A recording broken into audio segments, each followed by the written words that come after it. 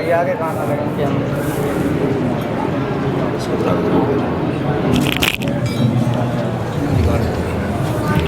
نعرہ سلوات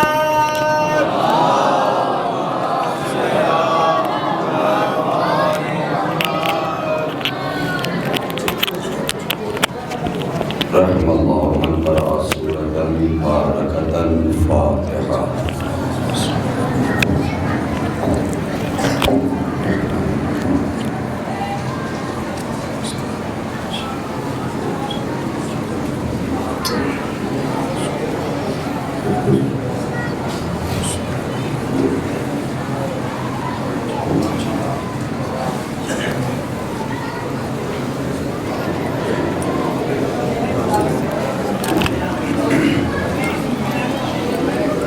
اعوذ باللہ من الشیطان الرجیم. بسم اللہ الرحمن الرحیم. الحمد للہ الذی ہدانا لہذا وما كنا لنهتدی لولا ان ہدانا اللہ.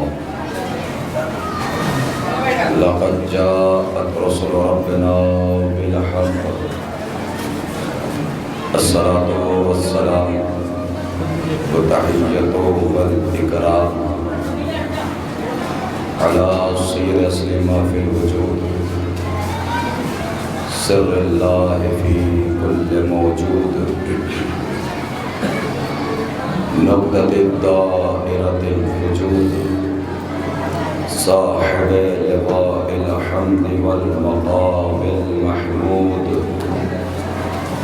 مولانا ومولا الثقلين جد الحسن والحسين أبي القاسم محمد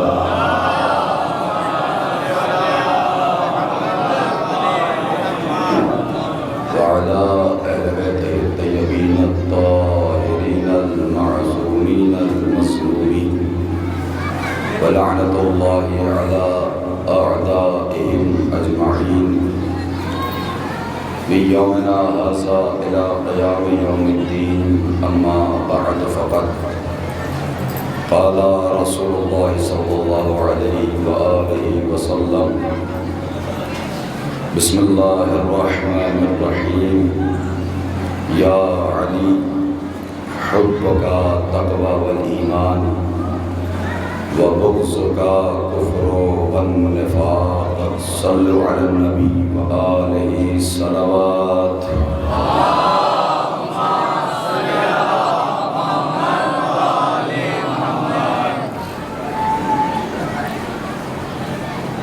جو صلوات جانتے ہیں، جو درود جانتے ہیں، دونوں مل جل کے بآواز بلند تلاوت فرما دیجیے.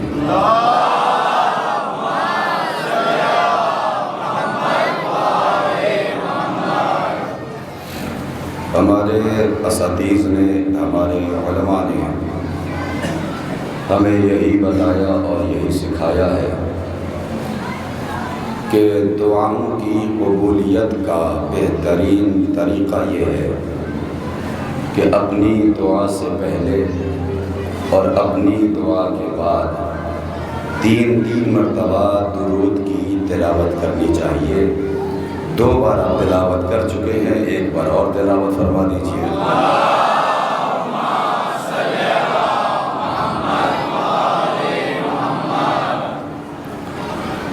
حضرات گرامی اکابر، میں جانتا ہوں کہ اس عزاداروں کی بستی میں مجھ سے بہت بہترین، بہتر، افضل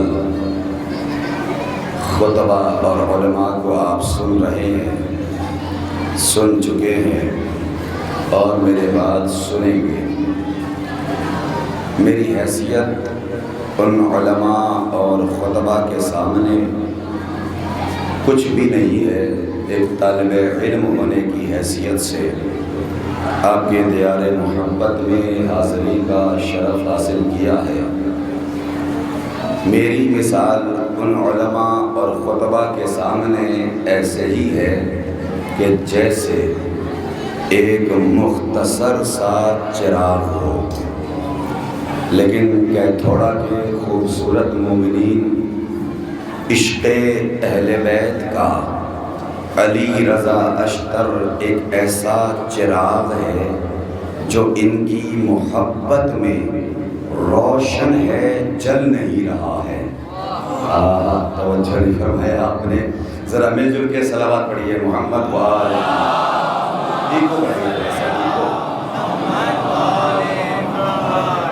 ابھی جیسے ساؤنڈ تھا ویسے ہی ٹھیک ہے، تو ایک اور صلوات پڑھ دیجئے محمد وآلہ۔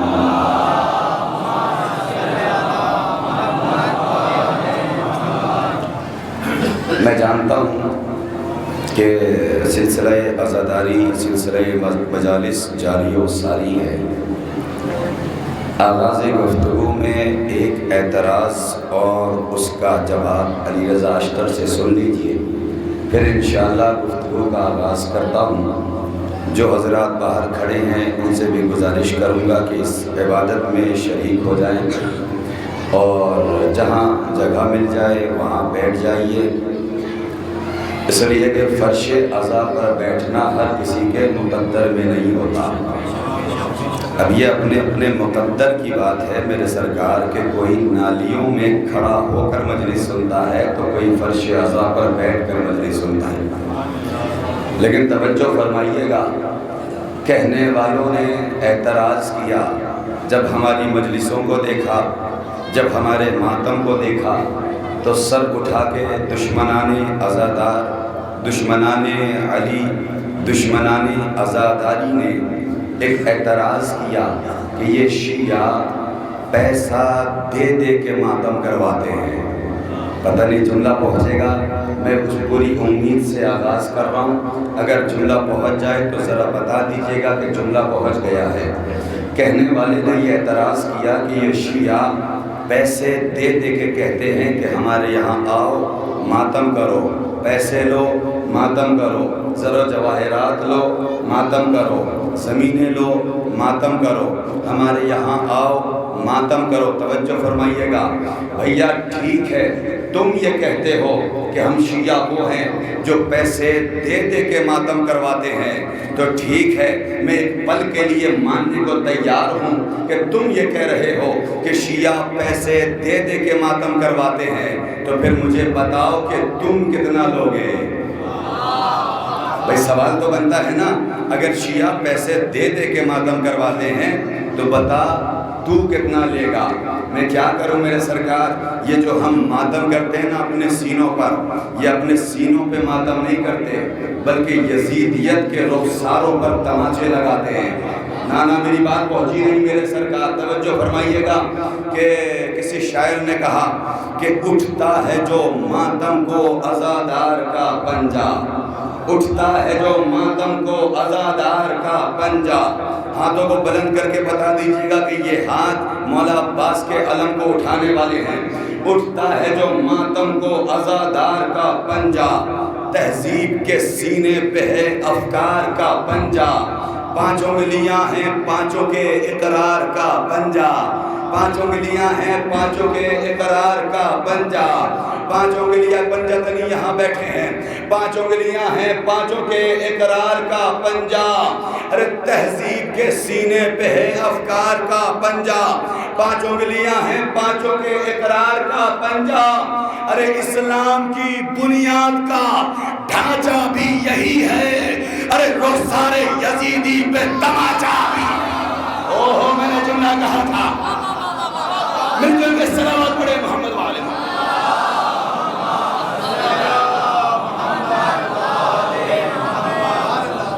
میرے سرکار ابھی تمہیدی مرحلوں سے گزر رہا ہوں تاکہ جتنے بندے آنے والے ہیں انہیں بعد میں افسوس نہ ہو کہ مجھ سے کچھ خاص تحفے چھوٹ گئے، کہ جو آج علی رضا اشتر کہ تھوڑا کہ مرکزی عزا خانے سے تحفے بانٹ کے گیا ہے، میں تمام مولائی کی خدمت میں پیش کرنے جا رہا ہوں۔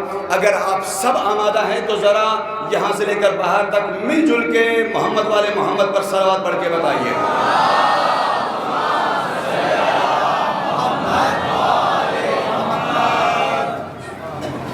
توجہ فرمائیے گا، ماشاءاللہ یہ سارے کے سارے مولائی بیدار ہیں، میں نے حدیث کی تلاوت کی، یا علی حبک تقوی والایمان، اے علی آپ کی محبت تقوی اور ایمان ہے، وہ بغض کا کفر و نفاق، اور آپ ہی کا بغض کفر و نفاق ہے۔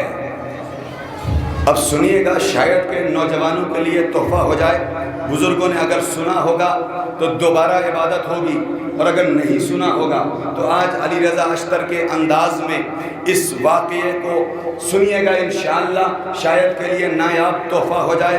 اور یاد رکھیے گا، آغاز میں بتا دینا چاہتا ہوں کہ میری مجلس سننے والی بھی ہوتی ہے اور دیکھنے والی بھی ہوتی ہے، انشاءاللہ ابھی لطف آئے گا۔ لیجئے میں آغاز کر رہا ہوں۔ ملک حبش میں ایک بادشاہ تھا، تھوڑی دیر آپ خاموشی سنیں گے، لیکن انشاءاللہ پوری ذمہ داری سے کہہ رہا ہوں کہ کوئی خاموش نہیں بیٹھے گا۔ ملک حبش میں ایک بادشاہ تھا جس کا ایک بیٹا تھا، جس کا نام تاریخ نے فضل بتایا۔ اس کا ایک بھائی تھا جس کا نام تاریخ نے فتح بتایا۔ دربار سجا ہوا تھا، درباری بیٹھے تھے، بادشاہ تخت نشین تھا کہ اسی اثنا میں فتح دربار میں داخل ہوا، اور داخل ہو کے کہتا ہے، چچا جان میں آپ کی بیٹی سے عقد کرنا چاہتا ہوں۔ بادشاہ تھا، مزاج میں بادشاہت تھی، کہتا ہے میں اپنی شہزادی بیٹی کا عقد تم سے کراؤں، جبکہ نہ تمہارے پاس دولت ہے، نہ حکومت ہے، نہ تاج ہے، نہ دربار ہے، نہ لشکر ہے، نہ سپاہی ہے، نہ بیت المال ہے، کس بنیاد پہ عقد کراؤں؟ جب بھرے دربار میں فتح نے یہ جواب سنا، فتح سے بھی نہ رہ گیا، بے ساختہ فتح نے کہا، چچا جان جس تخت پر بیٹھ کر آپ غرور کر رہے ہو، یہ تخت میرے باپ نے آپ کو دیا تھا، یہ تاج میرے باپ نے آپ کو دیا تھا، یہ دربار میرے باپ نے آپ کو دیا تھا، یہ سپاہی میرے باپ نے آپ کو دیا تھا۔ جب بھرے دربار میں فتح نے ذلیل کرنا شروع کیا، بادشاہ تھا، سیاست آتی تھی، فوراً انداز سے پلٹا اور پلٹ کے کہتا ہے، ٹھیک ہے میرے لال، میں تمہارا عقد کرانے کے لیے تیار ہوں، لیکن میری ایک شرط ہے۔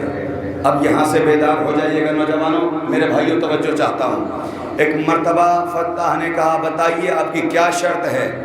اس نے کہا کہ مدینے میں اللہ کا ایک رسول آیا ہے جو بڑی تیزی سے اسلام پھیلا رہا ہے، بڑی تیزی سے تبلیغ کر رہا ہے، اور میں نے لشکر پہ لشکر بھیجے، سپاہیوں پر سپاہی بھیجے، نہ جانے اس رسول کے لشکر میں ایک ایسا بہادر ہے جس کے سامنے آتے ہی میرا لشکر بھاگ جاتا ہے۔ ذرا سا سمجھدار مجمع میرے سامنے بیٹھا ہے، حوصلہ افزائی فرمائیے گا کہ آپ چاہتے کیا ہیں؟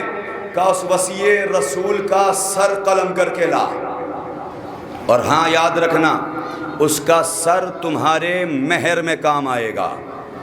اتنی سخت ترین شرط جب فتح نے سنی، فتح نے کہا، چچا جان جس بہادر کا مقابلہ آپ کا لشکر نہ کر سکا، اس کے سامنے تنہا جاؤں؟ بادشاہ نے کہا، اچھا ٹھیک ہے، اگر تو تنہا نہیں جا سکتا، اپنے ساتھ میرے بیٹے فضل کو لے جا۔ اور فضل نے 1200 سپاہیوں پر ایک لشکر ترتیب دیا ہے، اپنے ساتھ وہ لشکر بھی لے جا۔ سن لیا آپ نے، تمہید ختم ہو گئی۔ اب میری طرح متوجہ رہیے گا، اب ملک حبش سے یہ لشکر اس انداز میں چلا کہ آگے آگے فضل و فتح، ان کے پیچھے 1200 کا لشکر ملک حبش سے چلا، راستے کی منزلوں کو طے کرتا ہوا سرحد حبش کے قریب پہنچا ہی تھا کہ سپاہی تھکے ہارے آئے، سرکار ہم تھک چکے ہیں، ہم آرام کرنا چاہتے ہیں۔ فضل و فتح نے خیمے لگانے کا حکم دیا، خیمے لگائے گئے، سپاہی آرام گاہ میں چلے گئے۔ ادھر فضل و فتح اپنے ساتھ چند ساتھیوں کو لے کر سیر و تفریح کے لیے کچھ دور بڑھا ہی تھا کہ کیا دیکھا، مدینے کی جانب سے ایک بوریا لباس والا شخص ہے جو ہاتھوں میں بیلچہ لیے ہوئے چلا آ رہا ہے۔ ایک مرتبہ فتح نے دیکھا، آواز دی، اے بوریا لباس والے ذرا قریب آ۔ بوریا لباس والا قریب آیا، کہا کیا بات ہے؟ کہا مدینے کا رہنے والا ہے؟ اس نے کہا ہاں مدینے کا رہنے والا ہوں۔ واپس مدینے کو جائے گا؟ بے شک مدینے کو جاؤں گا۔ تو پھر یہ بتا کہ کیا مدینے میں کوئی اللہ کا رسول آیا ہے؟ اس نے کہا بے شک آیا ہے، بڑی تیزی سے سلام پھیلا رہا ہے۔ ہاں بڑی تیزی سے سلام پھیلا رہا ہے۔ تو پھر یہ بتا دیں کہ کیا اس کا کوئی وصی بھی ہے؟ اب دیکھتا ہوں کس کے دل میں مولا کی کتنی محبت ہے، کیا اس کا وصی بھی ہے؟ اس نے کہا ہاں اس کا وصی بھی ہے۔ بڑے چرچے سنے ہیں میں نے اس کی شجاعت کے، بڑے چرچے سنے ہیں میں نے اس کی بہادری کے، بس مجھے اتنا بتا دے اس کی صورت کیسی ہے، اس کی سیرت کیسی ہے، اس کی ہیبت کیسی ہے، وہ تلوار کیسے چلاتا ہے، وہ میدان میں کیسے آتا ہے۔ عزیز و فتح سوال پہ سوال کرتا جا رہا تھا۔ بوریا لباس والا کہتا جا رہا تھا تو پوچھ کے کرے گا کیا، تو پوچھ کے کرے گا کیا؟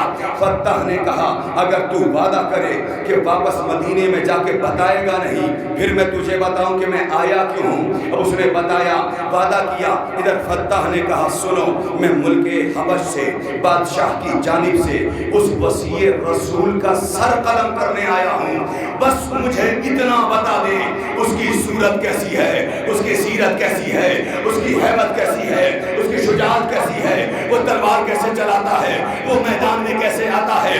عزیزو فتح سوال پہ سوال کرتا جا رہا تھا، بوریا لباس والا کہتا جا رہا تھا اس کی صورت میرے جیسی، اس کی ہیبت میرے جیسی، اس کی شجاعت میرے جیسی۔ تو بھائی ذرا سا بیدار ہو جائیے گا۔ جب فتح نے یہ سنا تو فتح کہتا ہے اچھا اب سنیے گا، شاید کہ نئی بات ہو جائے، نوجوانوں کے لیے تحفہ ہوگا جو انشاءاللہ کا تھوڑا کہ مومنین کی نظر کر رہا ہوں۔ جیسے اس نے سنا اچھا اس کی شجاعت تمہارے جیسی ہے تو چلو آپس میں زور آزمائی کر لیں، ادھر تم سے جنگ ہوگی، اس کی بہادری کا اندازہ ہوگا۔ یہ سننا تھا کہ ایک مرتبہ بوریا لباس والے شخص نے کہا بتا اسلحے کے ساتھ لڑے گا یا بغیر اسلحے کے؟ ذرا سا بیدار ہو جائیے میرے سرکار، میں جانتا ہوں یہ وقت بڑا سخت ہے لیکن آپ کو بیدار ہونا ہوگا کہ بتا اسلحے کے ساتھ لڑے گا یا بغیر اسلحے کے؟ میرے سرکار یہ پہچان تو کسی اور کی نہیں میرے مولا کی ہے، اس لیے کہ علی نے کبھی جنگ کے علاوہ تلوار نہیں اٹھائی۔ فتح کہتا ہے اسلحوں کے ساتھ ہو جائے۔ لیجئے دونوں میدان میں آئے، جنگ کا آغاز ہوا۔ تاریخ نے بتایا کہ فتح نے بھرپور حملہ کیا، بوریا لباس والے شخص نے بیلچے سے وار کو رد کیا۔ دوسرا حملہ ہوا، اسے بھی رد کیا۔ تیسرا حملہ ہوا، اسے بھی رد کیا۔ اب کائنات دیکھ رہی تھی کہ ایک مرتبہ بوریا لباس والے شخص نے بیلچے کو زمین پہ پھینکا، اپنے ہاتھوں کو بڑھایا، اپنے ہاتھوں کو نہیں، اللہ والے ہاتھوں کو بڑھایا، فتح کو پکڑا، ہوا میں اچھالا، زمین پہ گرایا، ہوا میں اچھالا، زمین پہ گرایا، ہوا میں اچھالا۔ اب جو چھوڑا اسے لگا میں بچ گیا۔ اب تو جملہ پہنچے گا میرے سرکار۔ فتح کو لگا کہ میں بچ گیا۔ علی سوار ہوئے اور سوار ہو کے جملہ کہتے ہیں فتح تجھے معلوم ہونا چاہیے آج تک جو بھی اس علی کے مقابلے پہ آیا وہ زندہ بچ کے نہ گیا۔ ارے شکر منا کہ تیرے اندر سے اس علی کو اسلام کی بو آ رہی ہے۔ اللہ اکبر۔ ذرا سا کر کے بولیے گا۔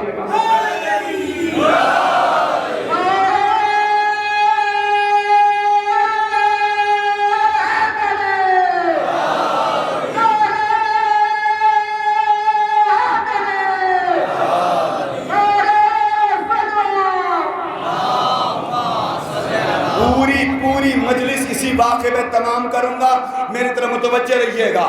اب سنیے گا، میرے سرکار نے کہا فتح شکر منا کہ تیرے اندر سے اسلام کی بو آ رہی ہے، ورنہ آج تک جو بھی علی کے مقابلے پہ آیا وہ زندہ بچ کے نہیں گیا. فتح نے جیسے ہی دیکھا قدموں پہ گر کے ہاتھوں کو جوڑ کے کہتا ہے سرکار آپ نے پہلے کیوں نہیں بتایا کہ آپ ہی مسیح رسول ہیں؟ نا جملہ تو اب آ رہا ہے. اب دیکھتا ہوں کون خاموش رہتا ہے کون بولتا ہے. ایک ایک چہرے پہ میری نظر جائے گی. میرے سرکار ادھر میرے مولا نے فتح کو اٹھایا اور سینے سے لگانا چاہتے تھے کہ فتح 3 قدم پیچھے ہٹا. کہتا ہے ایسے گلے نہیں لگوں گا بلکہ میری 3 شرطیں ہیں. ہاتھوں کو جوڑ کے کرم کہ تھوڑا کہ مومنین ان 3 شرطوں کو یاد رکھیے گا, آگے آپ کی سماعتوں کا امتحان لوں گا. میرے مولا نے کہا بتا تیری شرطیں کیا ہیں؟ اس نے کہا مولا میری پہلی شرط یہ ہے کہ آپ مجھ سے وعدہ کریں کہ اپنی غلامی میں رکھیں گے. علی نے کہا منظور ہے. بتا دوسری شرط کیا ہے؟ کہا مولا میری دوسری شرط یہ ہے کہ آپ وعدہ کریں کہ کبھی بھی خود سے جدا نہیں کریں گے. علی نے کہا منظور ہے. بتا تیسری شرط کیا ہے؟ کہا مولا میری تیسری شرط یہ ہے کہ ابھی اپنے ہاتھوں پہ بیعت کرائیں. میرے سرکار نے بیعت کرائی. فتح نے کلمہ پڑھا اور کلمہ پڑھانے کے بعد میرے سرکار علی نے سینے سے لگایا اور لگاتے لگاتے توجہ پھر توجہ علی نے سینے سے لگایا اور لگاتے لگاتے جملہ کہا فتح تیرے مسلمان ہونے کا انداز اس علی کو اتنا پسند آیا کہ آج یہ علی تجھے ایسا تحفہ دے رہا ہے جو قیامت تک تیرے ساتھ رہے گا. اے فتح آج تک تو فتح تھا مگر آج سے قمر کہلائے گا. او بھائی کون ہے قمر؟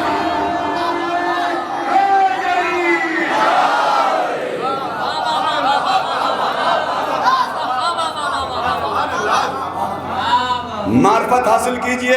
قمر کون ہے؟ کہ آج تک تو فتح تھا مگر آج سے قمر کہلائے گا. 1 منٹ کے لیے رک رہا ہوں. ماشاءاللہ بہترین سماعتیں میرے سامنے. اب تک کا جو واقعہ آپ نے سنا امتحان تو لوں گا تاکہ پتہ چلے کہ بات پہنچ رہی ہے. سوال یہ ہے کہ فتح آیا کیوں تھا؟ کیوں آیا تھا بھائی؟ سر لینے. ماشاءاللہ کیوں سر لینے آیا تھا؟ اس لیے کہ علی کا سر لے کر جائے گا تو بادشاہ کی بیٹی سے شادی ہوگی. بادشاہ کی بیٹی سے شادی ہوگی تو حکومت آ جائے گی. حکومت ہاتھ میں آ جائے گی. بادشاہ بننے کا امکان ہے. لاکھوں سلام سرکار علی پر کہ جو بھی میرے سرکار کے در پر آیا خالی ہاتھ نہ گیا. جاؤ ڈکشنری اٹھا لو, عربی لغت اٹھا لو, اور اگر عربی ڈکشنری گھر میں نہ ہو تو گوگل پہ سرچ کر کے دیکھ لینا کہ قمر کے معنی کیا ہیں. بھیا فتح آیا تھا حکومت لینے. میرے سرکار نے کہا جا آج سے تو قمر کہلائے گا. میں نے ڈھونڈا قمر کے معنی کیا ہیں تو مجھے گوگل نے بتایا کہ قمر بنا ہے قمبرہ سے, اور قمبرہ کے معنی ہیں وہ چڑیا جس کے سر پہ تاج ہو. میں نے جملہ کہا تھا جس کے سر پہ تاج ہو. میرے سرکار علی نے کہا قمبر تیری حکومت دنیا میں بھی ہوگی آخرت میں بھی ہوگی. واقعہ بھولے تو نہیں میرے سرکار؟ ہوا کیا تھا؟ فتح نے کلمہ پڑھا. جب فتح نے کلمہ پڑھا تو فضل نے کلمہ پڑھا. جب فضل نے کلمہ پڑھا تو لشکر نے کلمہ پڑھا. ارے بھائی تعجب کس بات کی؟ جب علمدار ہی مسلمان ہو گیا تو لشکر تو مسلمان ہوگا. اب میری طرف دیکھیے گا. اب یہ مسلمانوں کا لشکر اس حیثیت سے مدینے میں داخل ہوا کہ آگے آگے میرا مولا, ان کے پیچھے فضل و فتح, ان کے پیچھے 1200 کا لشکر ادھر سرحد مدینہ میں داخل ہوا. کہ ادھر مسجد نبوی میں رسول بیٹھے تھے، بس میں بیٹھنے والے بیٹھے تھے کہ اچانک رسول کے کانوں سے لشکر کے گھوڑوں کے ٹاپوں کی آوازیں سنائی دی۔ رسول نے بس میں بیٹھنے والوں سے کہا ذرا دیکھ کر آؤ یہ لشکر لے کے کون آ رہا ہے، یہ لشکر لے کے کون آ رہا ہے۔ بس میں بیٹھنے والے اٹھے، دروازے میں گئے، اب جو دیکھا کہ علی آ رہے ہیں، جتنی تیزی سے گئے نہیں تھے اس سے تیزی سے بھاگے ہوئے آئے۔ ان کی تو برسوں پرانی عادت ہے۔ آئے اور آگے کہتے ہیں یا رسول اللہ غضب ہو گیا۔ اب کیا ہو گیا؟ کہ اب تو علی بھی آپ کو بتاتے کچھ ہیں کر کے کچھ اور آتے ہیں۔ کاش میرا جملہ پہنچ جائے۔ یا رسول اللہ علی تو بتا کے گئے تھے یہ مزدوری کرنے جا رہے ہیں، یا رسول اللہ اب تو علی بھی آپ کو بتاتے کچھ ہیں کر کے کچھ اور آتے ہیں۔ اب جملہ علی رضا کا ہے ہی نہیں، جملہ مولا کائنات کا ہے۔ داد مولا کو دیں گے، بھرپور توجہ چاہوں گا جتنے کھڑے ہیں اگر وہیں سے ہاتھ اٹھا کے بتا دیجئے گا۔ جیسے ہی یہ باتیں ہو ہی رہی تھی کہ اسی اسنا میں علی فضل و فتح کو لے کر مسجد میں داخل ہوئے، سلام کیا، رسول نے جواب سلام دیا اور ایک جملہ کہا علی یہ کہہ رہے ہیں،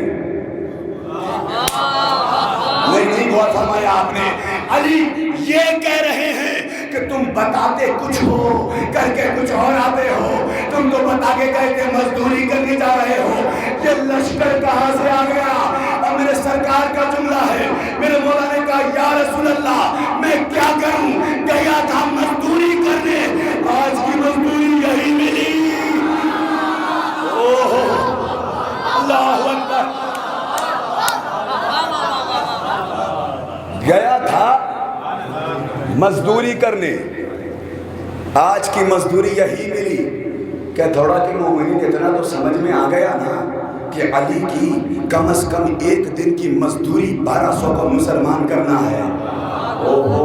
ذرا مل جل کے صلوات پڑھیے محمد والے محمد پر۔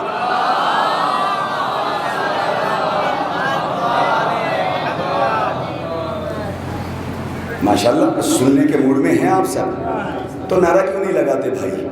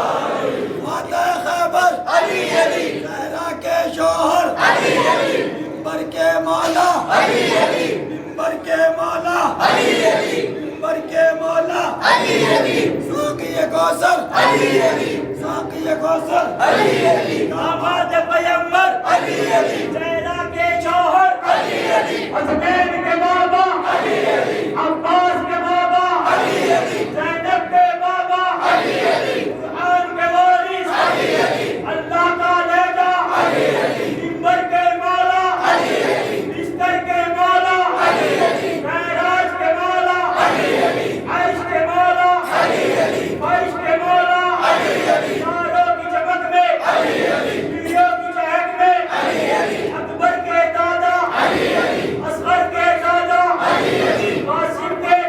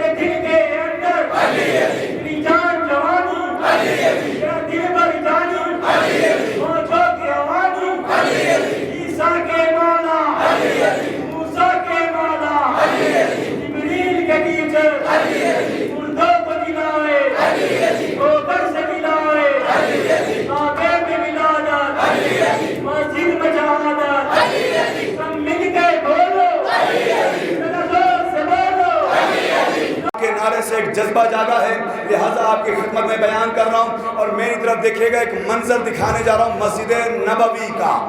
مسجد نبوی کا منظر اگر سمجھ گئے اور شرطیں اگر یاد ہوں تو اب آپ کی سماعتوں کے امتحان کا وقت آ گیا ہے، امتحان دینا آپ کا کام ہے۔ توجہ فرمائیے گا، مسجد نبوی کا منظر یہ ہے کہ رسول نے علی کو دیکھا کہ علی ہوا کیا ہے، ذرا واقعہ تو بتاؤ، ماجرا تو بتاؤ۔ یا رسول اللہ، میں آپ باشی کا کام کر کے آ رہا تھا، مزدوری کر کے واپس آ رہا تھا، راستے میں ان سے ملاقات ہوئی، یہ آئے تھے علی کا سر لینے، لے کے جا رہے ہیں علی کی محبت۔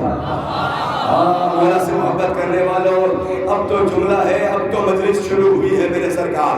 ہوا کیا؟ رسول نے کہا اچھا تو پھر یہ علی، یہ بتاؤ کہ یہ کون ہے؟ اب منظر دکھا رہا ہوں، میری طرف دیکھیے گا۔ رسول بیٹھے ہیں، سامنے علی کھڑے ہیں، ان کے پیچھے فتح کھڑے ہیں، ادھر کنارے جناب، ادھر کنارے فضل کھڑے ہیں۔ رسول نے فضل کو دیکھا، کہا علی یہ کون ہے؟ کہا یا رسول اللہ یہ فضل ہے، وہ جو تمہارے پیچھے چھپ رہا ہے وہ کون ہے؟ کہا وہ فتح ہے، جملہ رائے گا نہ ہو، کہا وہ فتح ہے۔ رسول نے فضل کی طرف دیکھا، فضل قریب آؤ۔ جی رسول اللہ حکم فرمائیے، کلمہ پڑھ چکے؟ بے شک یا رسول اللہ۔ نبی مان چکے؟ بے شک یا رسول اللہ۔ تو سنو، آج یہ تمہیں تمہارا نبی یہ حکم دیتا ہے کہ اپنے ساتھ وہ 1200 کا لشکر لے کر واپس ملک حبش جاؤ اور وہاں جا کے تبلیغ انجام دو۔ جملہ پہنچا نہیں میرے سرکار، ارے رسول اللہ نے یہ بتا دیا کہ تبلیغ کرنے والی جماعت ہو، تمہیں معلوم ہونا چاہیے کہ بغیر علی کے تبلیغ بھی نہیں ہو۔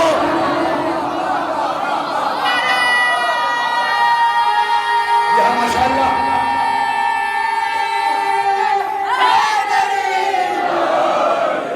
ماشاءاللہ، انشاءاللہ آپ لوگ گھبرائیے نہیں، وہ جو وہاں کھڑے ہیں نا وہ لوگ بھی نعرے لگائیں گے، انشاءاللہ لگائیں گے، لیکن میں جملہ کہہ رہا ہوں، استقبال کر لیجئے گا باہر والوں۔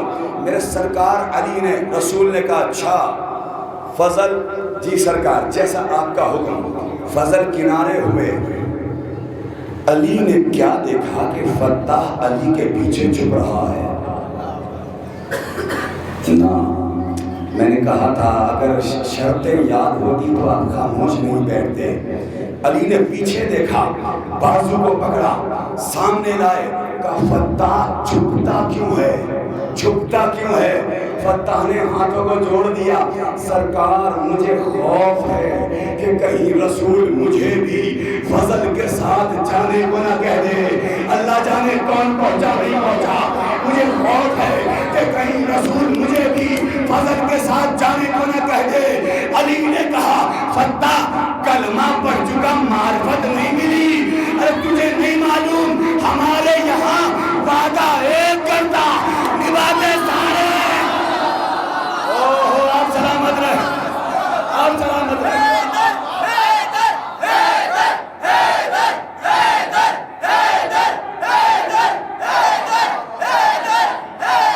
مل گیا نعرہ حیدری۔ فتح تمہیں نہیں معلوم ہمارے یہاں وعدہ ایک کرتا ہے، نبھاتے سارے ہیں۔ اللہ اکبر۔ ملک حبش سے فضل لشکر لے کر سرحد ملک حبش کی طرف روانہ ہوئے، راستے کی منزلوں کو طے کرتے ہوئے سرحد حبش کے کنارے پہنچے ہی تھے۔ یاد رکھیے گا فضل کوئی عام شخصیت نہیں، علی کا چاہنے والا بن کے لوٹا ہے۔ جیسے اس سرحد پہ پہنچے، ایک سپاہی کو بلایا اور بلا کے کہا جاؤ، جا کے فضل کی طرف سے دربار میں یہ پیغام دے دینا کہ فضل کامیاب لوٹا۔ اللہ اکبر، اللہ اکبر۔ جا کے کہہ دو فضل کامیاب لوٹا۔ سپاہی آیا، آنے کے بعد دربار سجا تھا، درباری بیٹھے تھے، بادشاہ تخت نشین تھا کہ اسی اثنا میں سپاہی آ کے کہتا ہے بادشاہ سلامت، فضل کی طرف سے حکم ہے کہ فضل کامیاب لوٹا۔ جیسے ہی کامیابی کا نام سنا خوشی سے جھومنے لگا، اسے لگا علی کا سر لے کر آیا ہے۔ ذرا سے توجہ فرمائیے گا، اسے لگا علی کا سر لے کر آیا۔ بابا اتنا خوش ہوا کہ اس نے دربار میں اعلان کیا جتنا بہتر طریقے سے ہو فضل کا استقبال کیا جائے۔ لیجئے جناب، بہترین قسم کے گھوڑے منگائے گئے، قیمتی چادریں رکھی گئی، زر و جواہرات سے سجایا گیا۔ سپاہی گھوڑے لے کر سرحد حبش پہ پہنچے۔ جیسے ہی فضل کے قریب پہنچے، فضل نے دیکھا کہ یہ کیا ہے؟ کہ سرکار آپ کے استقبال کے لیے کہ ان گھوڑوں پر کیا ہے؟ کہ قیمتی چادریں ہیں، ان چادروں پر کیا ہے؟ کہ قیمتی در ہیں۔ کہ کس کے لیے؟ کہ آپ کے لیے۔ جناب فضل 2 قدم پیچھے ہٹے کہ انہیں واپس لے جا، تجھے نہیں معلوم میں اس کی محبت لے کر آیا کہ جس علی نے دنیا کو 3 بار طلاق دی ہے۔ اب سنیے گا میرے سرکار، جواب لطف آئے گا انشاءاللہ نتیجے تک جب پہنچوں گا۔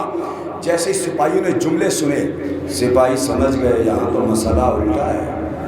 سارے کے سارے الٹے پیر بھاگے، واپس دربار میں آئے۔ کب بادشاہ سلامت غضب ہو گیا۔ کیا ہو گیا؟ کارے فضل گیا تھا علی کا سر لینے، لے کے آ گیا ہے علی کی محبت۔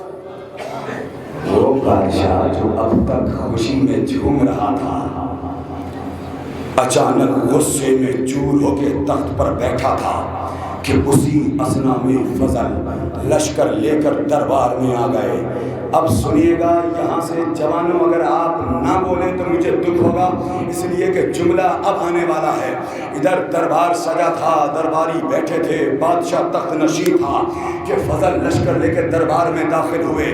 بادشاہ غصے میں چور گھورتا ہوا ایک جملہ کہتا ہے، جلاد تلوار لے کے آگے بڑھو، جتنی جلدی ممکن ہو فضل کے سر و تن میں جدائی کرو۔ ادھر جلاد تلوار لے کے آگے بڑھا، قریب تھا کہ حملہ کر دیتا۔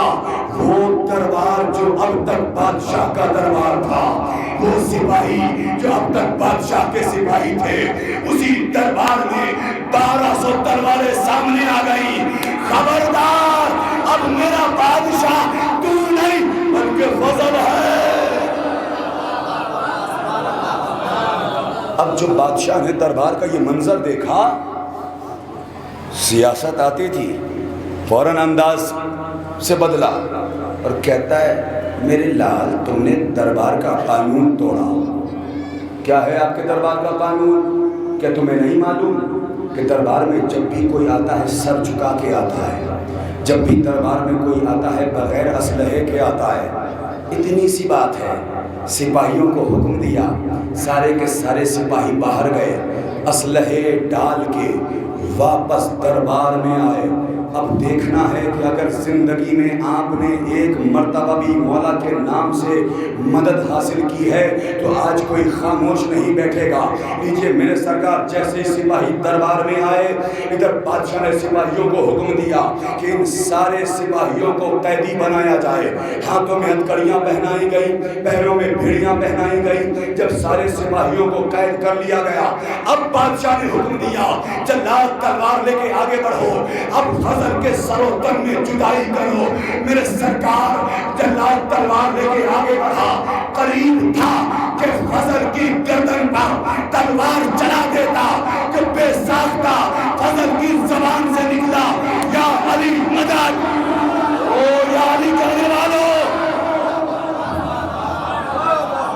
یا علی کا کہنا تھا کہ پورے دربار نے دیکھا ایک نور کی سواری آئی۔ اتنا نور تھا، جن کے ہاتھوں میں ہتھکڑیاں تھی وہ ہتھکڑیاں ٹوٹی، پیروں کی بیڑیاں ٹوٹی۔ بادشاہ بوکھلا کے کہتا ہے فضل یہ کون ہے؟ کہ یہی تو وہ میرا مولا۔ اللہ اکبر، کہ یہی تو وہ میرا مولا ہے جس کا تجھے سر چاہیے تھا۔ کہ اچھا تو یہ ہیں تمہارے مولا، بڑے چرچے سنے ہیں میں نے ان کی بہادری کے، اور فضل جہاں میں نے ان کی بہادری کے چرچے سنے ہیں وہاں پر یہ بھی سنا ہے کہ تمہارے مولا معجز نما بھی ہوتے ہیں۔ بے شک میرے مولا معجز نما ہوتے ہیں، کسی کو شک ہے؟ فضل نے کہا بے شک میرا مولا معجز نما ہوتا ہے۔ اگر تمہارے مولا معجزہ دکھا سکتے ہیں تو ان سے کہو کہ یہ جو یاقوت کا پیالہ رکھا ہے اس سے چشمہ جاری کرے۔ نانا اب تو آپ کی محبت کا امتحان ہے، پھر سے سنیے گا، چشمہ جاری کرے۔ اب جملوں کی نزاکت کو سمجھیے گا میرے سرکار، ادھر کہنا تھا کہ ادھر فضل حسرت بھری نگاہ لے کر علی کے چہرے پر ڈالتے ہیں، ادھر فضل کی عبادت ہوئی، ادھر بادشاہ کا کام ہوا۔ جملہ راگا ہو گیا میرے سرکار، ادھر فضل نے علی کے چہرے کو دیکھا، علی نے پیارے کو دیکھا، دربار میں کیا دیکھا؟ چشمہ جاری ہوا۔ بادشاہ تخت سے اترا اور اترتے اترتے کہتا ہے فضل اپنے مولا سے پوچھ کیا میں پانی پی لوں، کیا میں پانی پی لوں؟ علی نے اجازت دی، بادشاہ تخت سے اترا، چلو میں پانی لیا، دہن میں رکھا، منہ ایسا بگڑا کہ کبھی بگڑا نہ تھا۔ کہتا ہے تمہارے مولا کے معجزے کا اتنا کھارا پانی، اتنا کھارا پانی تمہارے علی کے معجزے کا کہ تھوڑا کہ مومنین قریب تھا کہ میرے مولا کے شان میں گستاخی ہو جاتی کہ اچانک میرا سرکار علی نے فضل کی طرف اشارہ کیا، فضل نے سمجھ گئے، فضل آگے بڑھے، میری طرف متوجہ رہیے، فضل آگے بڑھے، فضل آگے بڑھے، چلو میں پانی لیا، دہن میں رکھا، ماشاءاللہ سبحان اللہ، اتنا شیریں پانی میں نے آج تک پیا ہی نہیں۔ کہ تھوڑا کہ مومنین آپ کی خاموشی کی قسم، سوال کا جواب دیجئے۔ ارے بھیا باپ نے پیا تو کھارا پانی، بیٹے نے پیا تو شیریں پانی، بھائی شجرہ بھی ایک تھا، حسب بھی ایک تھا، نسب بھی ایک تھا، پتہ چلا جس کے دل میں علی کی محبت ہوگی،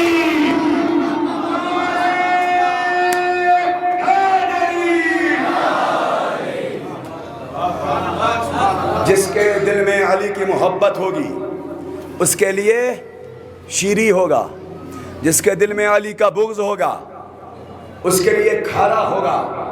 اب سنیے گا میرے سرکار، جیسے بادشاہ نے یہ منظر دیکھا اچانک بزرگوں کی یاد آئی، کہتا میں نہیں مانتا تمہارے علی کے معجزے کو۔ ارے تم مان بھی کیسے لے گا؟ ہر ایک علی کو مان بھی نہیں سکتا، اس لیے کہ علی کو ماننے کے لیے باپ کا امیر ہونا نہیں، ماں کا شہید ہونا ضروری ہے۔ سلامت رہے۔ ارے ہم نہیں مانیں گے علی کے معجزے کو۔ اب کیا کیا جائے، ان کے یہاں کوئی بچہ پیدا ہوتا ہے نا تو پیدا ہوتے ہی سکھانا شروع کر دیتے ہیں، اے میرے بچوں یہ جو علی کعبے میں آئے تھے نا یہ علی کی کوئی فضیلت وزیلت نہیں ہے، علی کا مقدر تھا جو کعبے میں پیدا ہو گئے، علی کا مقدر تھا جو کعبے میں پیدا ہو گئے۔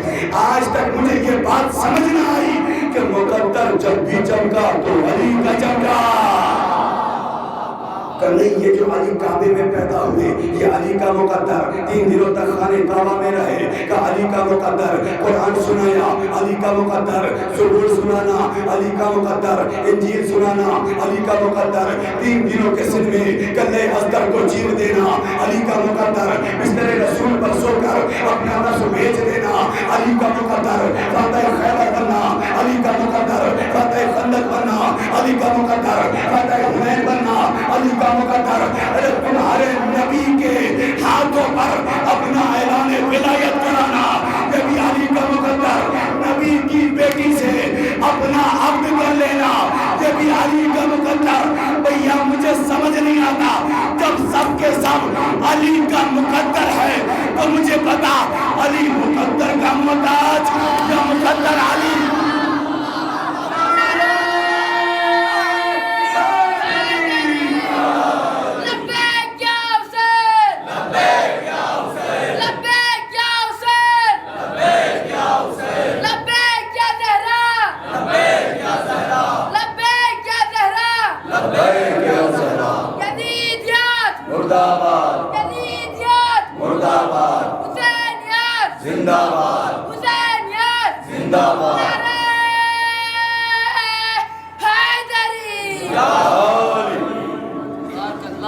اب کیا کیا جائے، ان کے یہاں کوئی بھی بچہ پیدا ہوتا ہے سکھا دیتے ہیں۔ یہ جو علی کعبے میں آئے تھے نا، یہ علی کا کوئی مقدر علی کی فضیلت نہیں ہے، علی کا مقدر تھا جو کعبے میں پیدا ہو گئے۔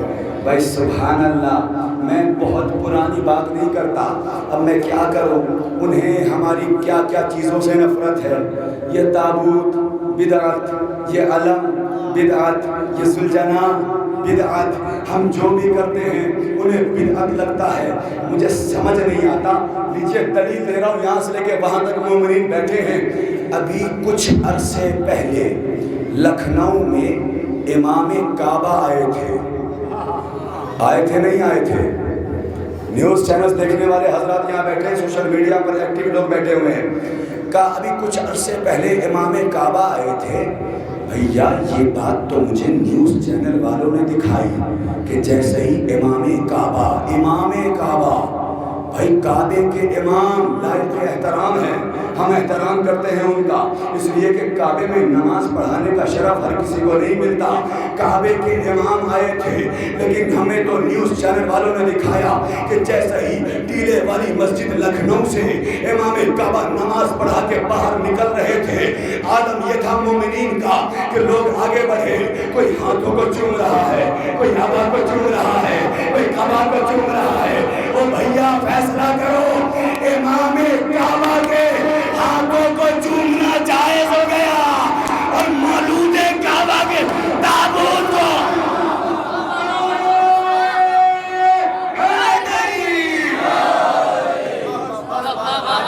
پھر سے تکرار کر رہا ہوں، پھر سے ریکویسٹ کر رہا ہوں، بھیا جب بھی آپ نعرے تکبیر لگائیں گے، میں ہاتھوں کو بلند کرنے کو نہیں کہوں گا، آپ نعرے رسالت لگاؤ گے، میں دونوں ہاتھوں کو اٹھانے کو نہیں کہوں گا، لیکن جب بھی نعرے حیدری لگا کرے دونوں ہاتھوں کو بلند کر کے بولا کیجئے۔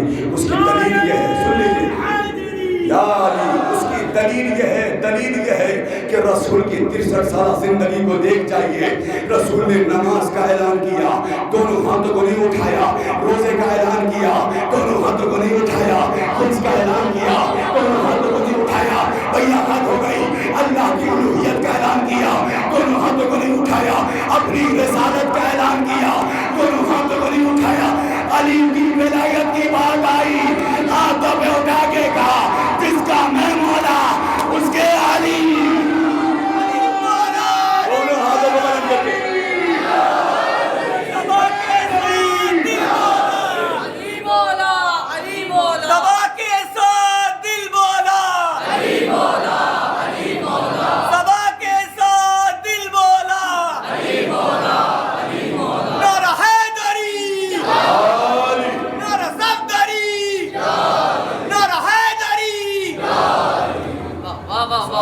کہ تھوڑا کہ خوبصورت مومنین واقعہ بھولے تو نہیں، ہوا کیا تھا، دربار سجا تھا، درباری بیٹھے تھے، بادشاہ تخت پہ تھا کہ مرتبہ شیطانیت جاگی، بیٹھا بیٹھا سوچتا ہے کہ جس علی کو قتل کروانے کے لیے میں نے مدینے میں لشکر پہ لشکر بھیجے، آج تو وہ علی ہمارے سامنے ہے، کیوں نہ اسی دربار میں قتل کروا دوں۔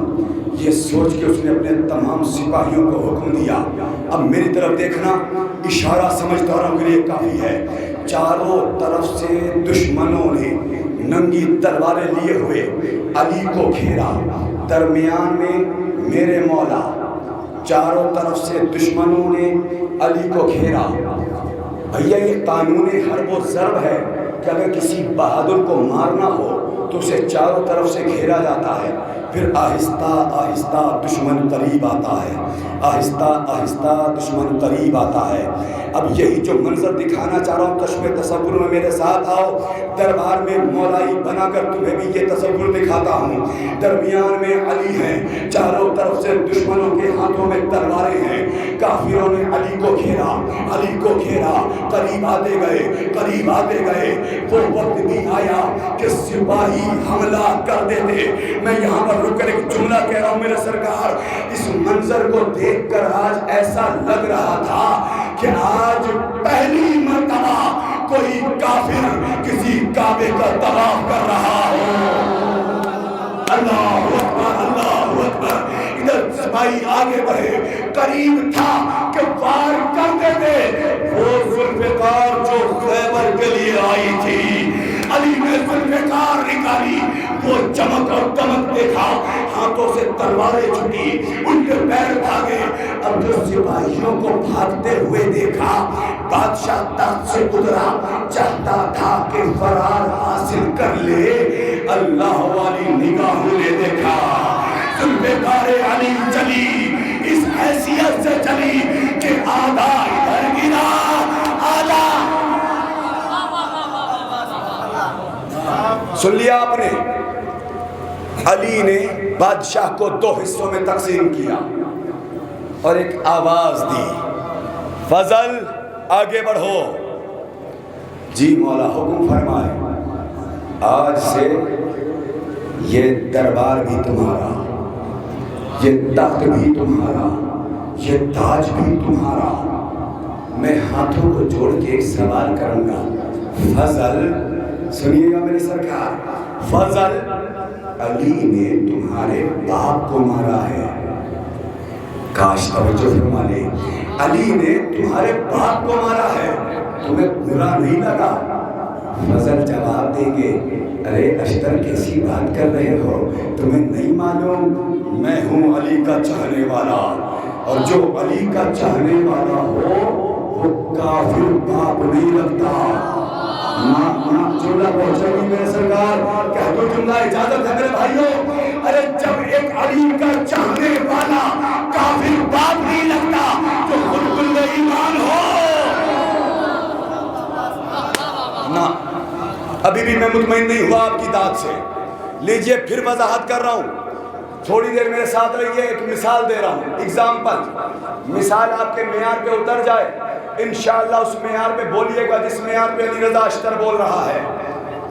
جب ایک علی کا چاہنے والا کافر باپ نہیں لگتا جو خود کل ایمان ہو، اس کا باپ کافر کیسے ہو سکتا ہے؟ سنیے، وضاحت کر رہا ہوں اسی جملے کی، اور پھر اس کے بعد واقعے کو جلدی مختصر کروں گا. علی رضا اشتر سفر کر رہا تھا، راستے میں ٹرین میں ایک صاحب سے ملاقات ہو گئی. اب پورے راستے یہ بحث ہوتی رہی. نعوذ باللہ وہ کہتے رہے جناب ابو طالب کافر، میں کہتا رہا جناب ابو طالب مسلمان. وہ کہتے رہے کافر، میں کہتا رہا مسلمان، کافر مسلمان. بھیا اتنی لمبی چوڑی بحث ہو گئی کہ زبانیں خشک ہو گئی. آنے والا قریب ایک اسٹیشن تھا. ہم دونوں بھائی اتحاد کا ثبوت دیتے ہوئے دونوں ساتھ اترے. سامنے کینٹین نظر آئی، کینٹین پر گئے. میں نے جاتے ہی کہا 2 چائے اور 2 سموسے دے دو. مولوی صاحب نے میرے ہاتھوں کو پکڑا. ارے مولانا کیا کر رہے ہو، یہاں سے نہیں لینا. میں نے کہا اچھا ٹھیک ہے، آپ منع کر رہے نہیں لیتے. کچھ دور آگے بڑھے، ایک اور کینٹین نظر آئی. میں نے مولوی صاحب سے پوچھا یہاں سے اجازت ہے لے لوں؟ مولوی صاحب نے کینٹین کا معائنہ کیا اور کہا یہاں سے جو چاہیں آپ خرید لیں. اللہ جانے مثال پہنچ جائے تو کوئی خاموش نہیں رہے گا کہ یہاں سے جو چاہو خرید لو. میں نے 2 چائے 2 سموسے لیے. دونوں بھائی واپس ٹرین میں آئے، ایک دوسرے کو کھلایا پلایا، اور کھانے کے بعد میں نے مولوی صاحب کے ہاتھوں کو پکڑا اور پکڑنے کے بعد کہا یہ بتائیے کہ آپ نے پہلے والے کینٹین پہ میرے ہاتھوں کو روکا کیوں؟ کہا عجیب بات کرتے ہیں، اتنے سالوں سے مدرسہ نازمیہ میں آپ نے پڑھائی کر لی، ایک مسئلہ نہ پتہ چلا، آپ نے نہیں دیکھا وہاں کیلنڈر تھا، اس کیلنڈر پہ ایک تصویر تھی، لہٰذا اس کو دیکھ کے پتہ چلتا ہے کہ آپ کے یہاں کھانا جائز نہیں ہے. سمجھدار لوگ بیٹھے ہیں. میں نے کہا اچھا ٹھیک ہے، بات سمجھ آ گئی. دوسرے والے کینٹین پہ اجازت کیوں دی؟ کہا عجیب بات کرتے ہیں، وہاں ایک کیلنڈر تھا جس پہ لکھا تھا نام محمد، نام محمد، نام محمد. میں نے کہا اچھا اگر ہوٹل پہ محمد لکھا ہو، ہوٹل والا مسلمان، ہوٹل والا مسلمان، ہوٹل والا مسلمان، ارے فیصلہ کرو جس کی آغوش میں 55 برس محمد رہے. اللہ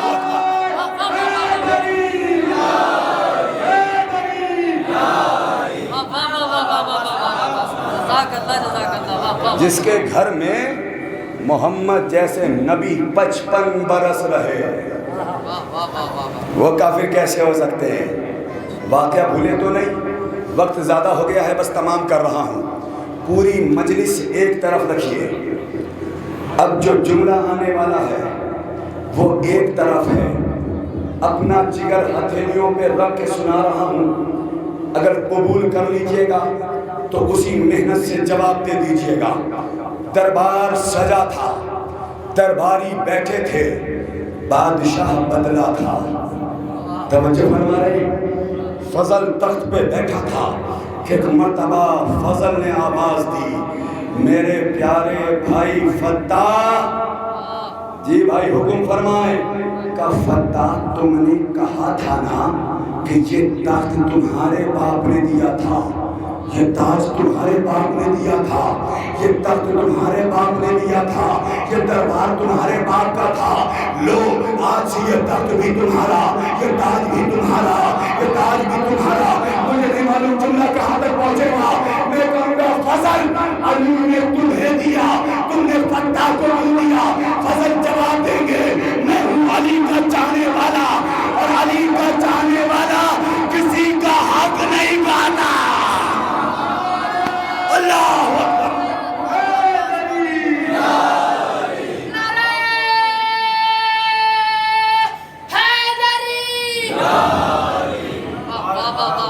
جب بھی مولا کا نعرہ لگا کرے تو کمبر مزاج بن کے، سلمان طہارہ بن کے، ابو ذر دینت بن کے، بہلول مزاج بن کے دونوں ہاتھوں کو بلند کر کے مولا کیجئے۔ 4 مصرے مجھے یاد آ گئے، میں آپ کو سنا دیتا ہوں۔ ایک شاعر فرماتے ہیں کہ اہل ستمگر میں تیرے واسطے مولا ہے بولنا دشوار مگر بول رہا ہے۔ یہاں سے وہاں تک مصروں کو قبول کیجئے گا۔ ہاں اہل ستمگر میں تیرے واسطے مولا ہے بولنا دشوار مگر بول رہا ہے بولنا دشوار مگر بول رہا ہے۔ ارے یہ نعرہ حیدر نہیں، ہونٹوں پہ تمہارے یہ مانگی طہارت کا اثر۔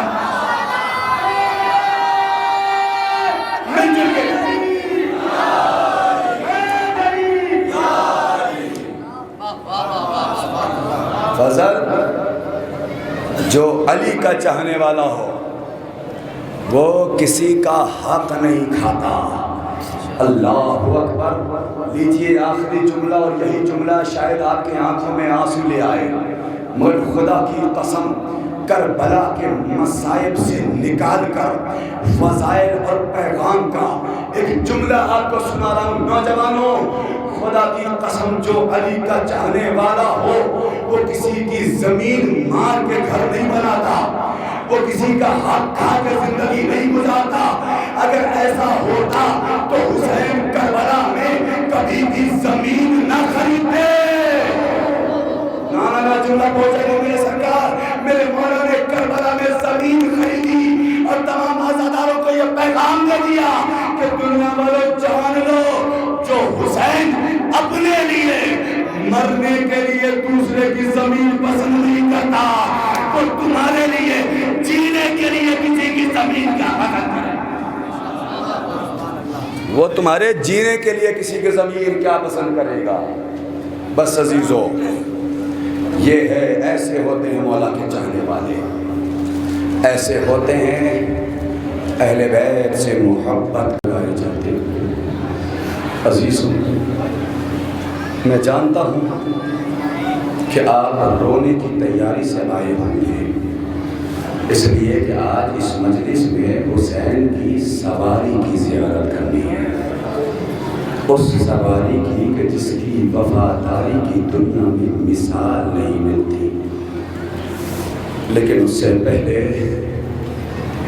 میں کچھ جملے زیارت ناہیہ کے آپ کو سنانا چاہتا ہوں، اس لیے کہ اسی مجلس میں امام زمانہ بھی پرسہ لینے آئے ہیں۔ بس میری طرح متوجہ رہیے گا، یہ وہ مجلس ہے کہ جس میں امام زمانہ اپنے بابا کا پرسہ لینے، اپنے جد کا پرسہ لینے آئے ہیں۔ نہیں معلوم امام زمانہ کس کے قریب میں ہو، کس کے قریب میں بیٹھے ہوں، اور امام کے ساتھ کسی کو رونے کا شرف مل جائے۔ آپ حضرات میری طرف متوجہ رہیے گا، مصائب کا آغاز ہو چکا ہے۔ عزیزو، دنیا کیا کر رہی ہے اسے چھوڑ دیجئے، اس لیے کہ اس کے مسائب بڑھے جا رہی ہیں جس کا گھر لوٹ لیا گیا۔ یہ پھول جیسے بچے کربلا میں زمین کربلا پہ جل کے رہ گئے ہیں۔ اللہ اکبر، آپ پھول دیکھنے میں مصروف ہیں، لیکن حسین کا پھول علی اصغر کربلا میں مرجھا گیا تھا۔ پتہ نہیں آپ کی آنکھوں میں آنسو آئیں گے نہیں آئیں گے، لیکن عزیزو، میرا مخاطب، میرا خطاب احساس کرنے والوں سے ہے۔ آئیے ہم سب امام زمانہ کی طرف سے زیارت ناہیہ پڑھتے ہیں۔ اللہ اکبر، کیسا کیسا جملہ ہے زیارت ناہیہ میں۔ کبھی آپ کو وقت ملے تو ترجمہ پڑھیے گا، اور ضرور پڑھیے گا، دل تڑپ جائے گا آپ کا خدا کی قسم۔ میرا مولا سلام کرتا ہے، السلام علی النفوس المستلامات، السلام علی الارواح المختلسات، السلام علی الاجساد العاریات، السلام علی الدماء السائلات، السلام علی الاعضاء المقطعات، السلام علی الرسول المشعلات۔ سننے کا جو ترجمہ کر دوں، امام زمانہ رو رو کے اپنے جد میں سلام بھیجتے ہیں۔ اب جو ترجمہ کروں گا انشاءاللہ چیخ مار کے روئیں گے آپ۔ میرا امام زمانہ خون کے آنسو کے کہتا ہے، سلام ان پر جو ٹکڑے ٹکڑے کر دیے گئے۔ اللہ اکبر، اللہ اکبر۔ سلام ان پر جن کو قتل کے فوراً بعد دشمنوں نے لوٹ لیا۔ اللہ اکبر۔ یہ جملہ قیامت تھا جو حسین جو امام زمانہ کو خون کے آنسو روتا ہے۔ سلام اس شہید پر جسے قتل کے فوراً بعد لوٹ لیا گیا۔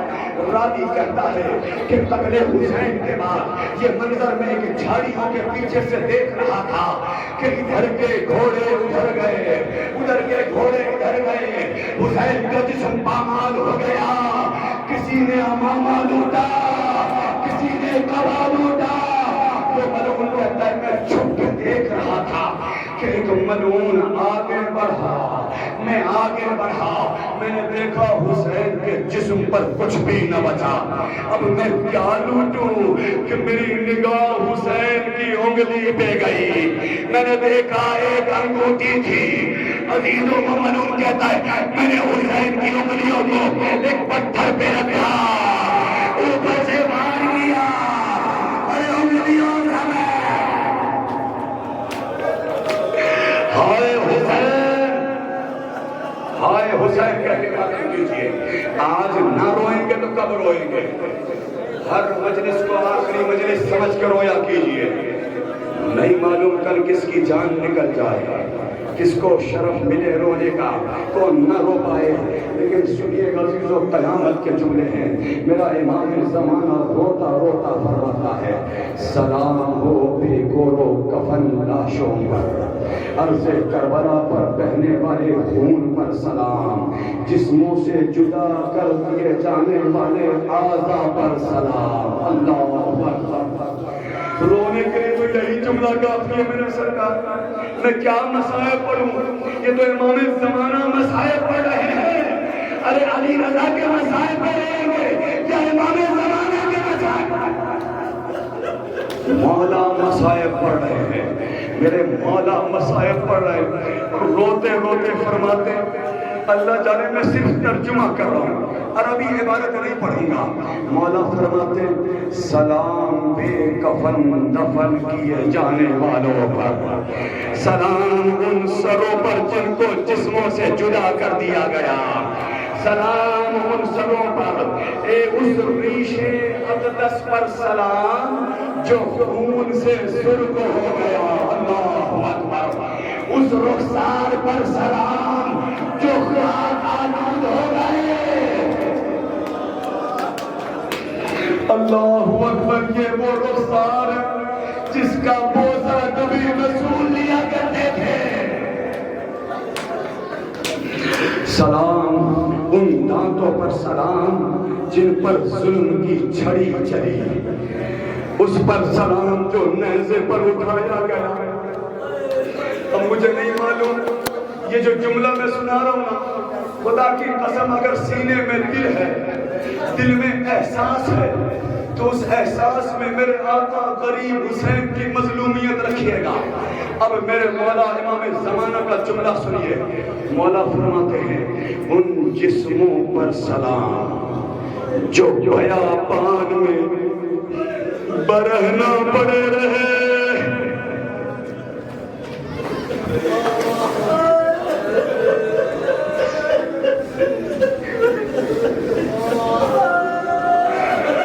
ان جسموں پر سلام جو بیابان میں برہنا پڑے تھے، جن کو ستمگاروں نے ان امت میں سے بھیڑیا، زمانے کے بھیڑیوں کی طرح وہ امت دوڑ دوڑ کے حسین کے جنازے کو لوٹنے میں لگے تھے۔ اے عزاداروں، اسی غریب کی سواری کا دیدار ہو۔ نا اب جو میں مصائب سنا رہا ہوں قیامت کے جملے ہیں، مجھے نہیں معلوم کون برداشت کر پائے گا، کون برداشت نہیں کر پائے گا، لیکن اب جو جملہ آ رہا ہے اس لیے کہ آپ حسین کی سواری کی زیارت کرو گے، اس ذوالجناح کی زیارت کرو گے کہ جس کا آقا کربلا میں مار دیا گیا ہے، اس حسین پر ماتم کرو گے کہ جس نے 71 جنازے اٹھائے، لیکن ہائے غربت حسین، کوئی حسین کا جنازہ اٹھانے والا نہ تھا۔ اللہ اکبر، اللہ اکبر۔ دیجئے عزیزوں، میں چھوڑتا ہوں سارے مسائل، بس ایک آخری روایت سن لو۔ اور خدا کی قسم جب ذوالجناح کو بوسہ دینا نا تو یہ سوچ لینا کہ یہ صاحبہ نے احساس یہاں بیٹھے ہونا، آپ نے میرانیس کا وہ شعر سنا ہے، 1900 زخم تھے تلے چاک چاک، زینب نے کہا حسین تڑپتا ہے خاک پر۔ آپ کو کیا لگتا ہے کسی مولا حسین کو جسم پہ زخم ہوا تھا؟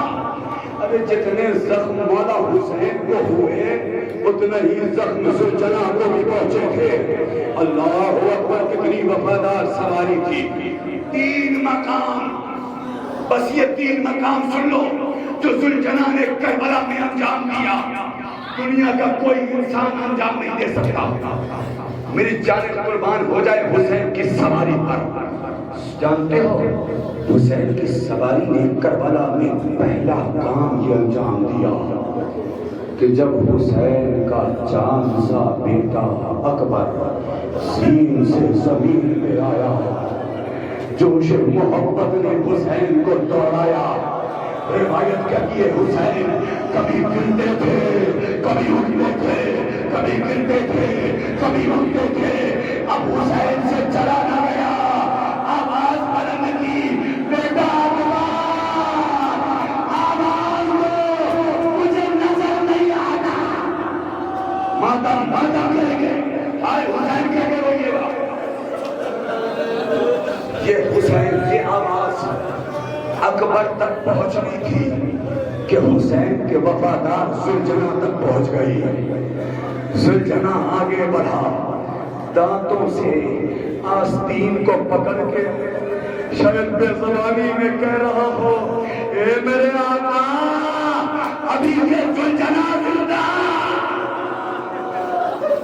ذوالجناح نے حسین کو اکبر تک پہنچایا۔ سن لیا آپ نے، یہ پہلا کام تھا ذوالجناح کا۔ اللہ اکبر، اللہ آپ لوگوں کو صبر دے کہ وہ آخری مقام آپ برداشت کر سکو۔ مجھے نہیں معلوم آپ کیسے سنو گے، لیکن اس سے پہلے دوسرا مقام سن لو جو کربلا میں حسین کے گھوڑے نے دوسرا کام انجام دیا۔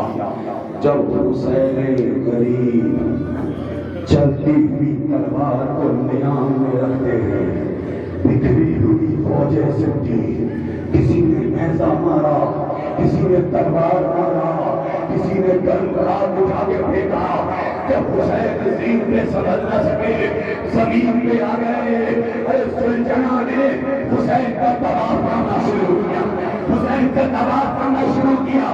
شاید کہہ رہا ہو اے آقا ابھی سلجھنا زندہ ہے، جب تک یہ سلجھنا زندہ رہے گا ابھی وقت ہے، ابھی وقت ہے، ابھی ہونے کا وقت ہے، صرف رو، صرف ماتم کرو، صرف ماتم کرو مولا حسین پر۔ جب حسین زمین پہ آئے سلجھنا طواف کرنے لگا، آقا ابھی یہ سلجھنا زندہ ہے، جب تک یہ سلجھنا زندہ رہے گا آپ تک کوئی تیر آنے نہیں دے گا۔ بربر کے سلجھنا نے اپنے جسموں پہ دیا، لیکن کب تک یہ سلجھنا مولا کی حفاظت کرتا؟ ایک قیامت پتا ہو گئی کربلا میں، شمر کندے خنجر لے کے آگے بڑھا، حسین کے سر و تن میں جدائی ہوئی، گھوڑا داروں میں آگ ہونے لگا۔ ٹھہر جاؤ، ٹھہر جاؤ، یہ جو تیسرا مقام ہے یہ قیامت کا ہے۔ جب زلجنا نے دیکھا کہ میرا آقا مارا گیا، اب زلجنا نے کہا کہ اب جس کا سوار مارا گیا وہ سواری زندہ رہ کے کیا کرے؟